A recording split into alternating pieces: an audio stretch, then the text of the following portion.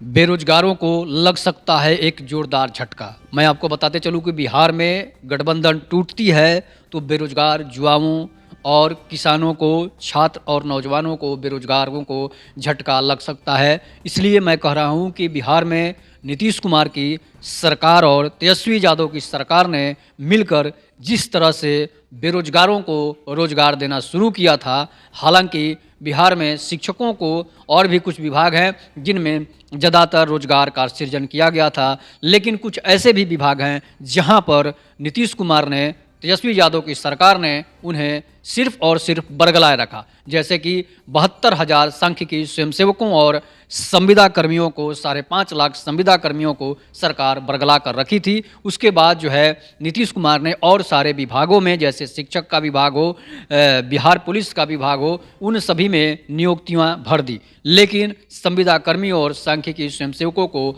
बेरोजगार बनाए रखा। लेकिन उसके बावजूद भी चलिए कुछ लोगों को रोजगार तो मिला।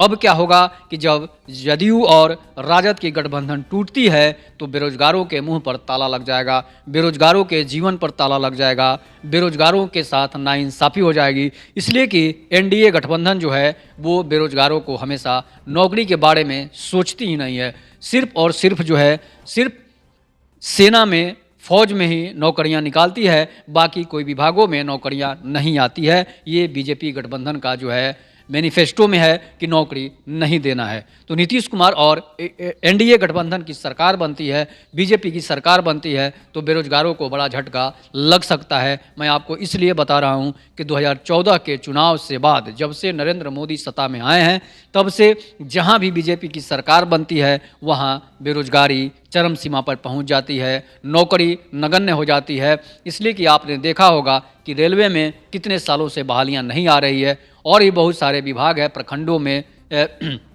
बहालियां नहीं आ रही है, जिसके बावजूद 2014 के बाद से जितने लोग बेरोजगार भारत में हुए हैं उतना बेरोजगारी शायद किसी भी देश में नहीं हुआ होगा।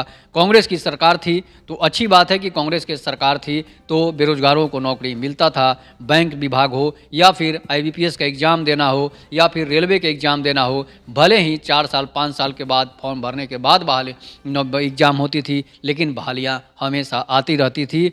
2012 में अगर बहाली निकलती है तो 2019 में भी एग्ज़ाम होता था, लेकिन एग्ज़ाम तो होता था। लेकिन 2014 के बाद से, जब से नरेंद्र मोदी की सरकार आई है, तब से बहाली ही नगण्य है। बेरोजगारों को, सरकार बेरोजगारों पर ध्यान ही नहीं देती है, किसानों पर ध्यान ही नहीं देती है। वही हाल अगर एनडीए गठबंधन और नीतीश कुमार की सरकार अगर सत्ता में आती है तो फिर से वही स्थिति बिहार की हो जाएगी। जो भी नौकरियां निकल रही है वो नौकरियां बंद हो जाएगी और बेरोजगारों के मुंह पर ताला लग जाएगा, बेरोजगारों के पेट पर ताला लग जाएगा। बेरोजगार जो है फिर से उसी दिशा में चले जाएंगे जैसे पहले होता था। तो इसलिए बेरोजगारों को अगर रोजगार चाहिए तो किसकी सरकार बनाना है ये आप बताइएगा, किसके साथ रहना है ये आप बताइएगा। नहीं तो फिर संविदा कर्मी, सांख्यिकी स्वयंसेवक और भी बहुत सारे कॉन्ट्रैक्ट कर्मी हैं जो सभी राज्यों में उनको नियमित कर दिया गया है, लेकिन बिहार में नहीं किया गया था। अब देखिए कि एनडीए गठबंधन की सरकार बनती है तो नौकरी मिलती है या नहीं मिलती है। तब तक के लिए नमस्कार। जय हिंद, जय भारत, जय श्री राम।